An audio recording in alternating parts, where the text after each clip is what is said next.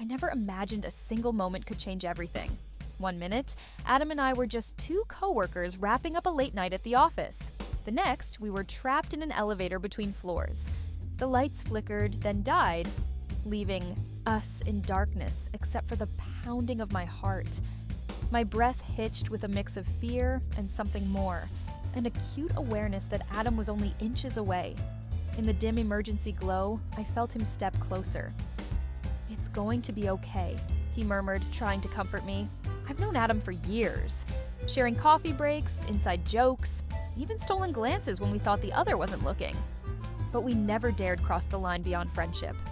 Now, in that tiny box together, every unspoken feeling hung, heavy in the air. A tense silence settled as we tried the emergency phone with shaky hands, but nothing worked. Adam ran a hand through his hair, his jaw clenched and eyes full of worry. And something else. The stale air was thick with tension. My skin prickled, hyper-aware of how close he stood. Suddenly the elevator jolted, making me stumble. Adam's arms shot out and he pulled me hard against his chest. My hands pressed against his shoulders. For a moment, neither of us moved. I was enveloped in his warmth and the clean scent of his cologne. In that unintentional embrace, years of pent-up longing came to life. I looked up and found his face inches from mine. Even in the dimness, his eyes burned with concern and a longing that mirrored my own. "Anna," he whispered, my name a question and a promise. My heart thudded against my ribs. His hand at my waist kept me close, and I didn't want him to let go. He hesitated, his breath unsteady.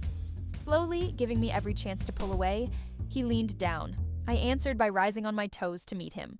Our lips met in a fierce, hungry kiss, years of denial pouring out in one searing touch. His fingers tangled in my hair as I melted against him with a soft sigh. The fear and tension from moments before ignited into a sweet, irresistible heat.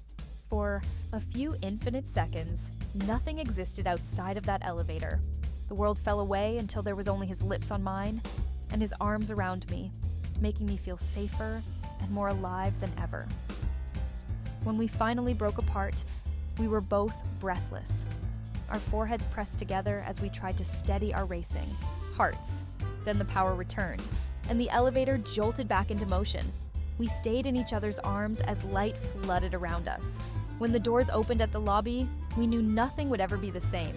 He brushed a thumb tenderly across my cheek, and I answered with a trembling smile. Sometimes it takes an unexpected twist of fate to finally surrender to the feelings that were in our hearts all along.